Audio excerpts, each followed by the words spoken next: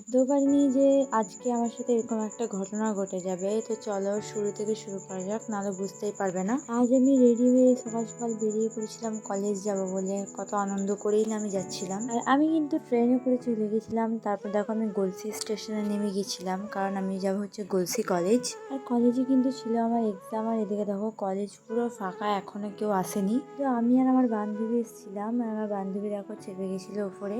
আমার কিন্তু 11টা থেকে 12টা অবধি এক্সাম ছিল, তবে আমাকে একটু তাড়াতাড়ি যেতে হয়েছিল, কারণ আমার 8টা 40-এর ট্রেন ছিল। ওই ট্রেনটা আমি না ধরলে একদম 10টার সময় ট্রেন ছিল, যেটা 11টার সময় পৌঁছাতে পারতো না। আর দেখো আসার সময় আমার সঙ্গে যেটা ঘটলো, এত পরিমাণে বৃষ্টি নামে দিয়েছে যে আমি আসতেই পারছিলাম না বাড়ি। অনেকক্ষণ অপেক্ষা করলাম, তারপর আমাকে এই বৃষ্টির মধ্যে ভিজতে ভিজতে বাড়ি আসতে হয়েছে, যেই জন্য আমি ভিডিওটা আর কন্টিনিউ করতে পারিনি।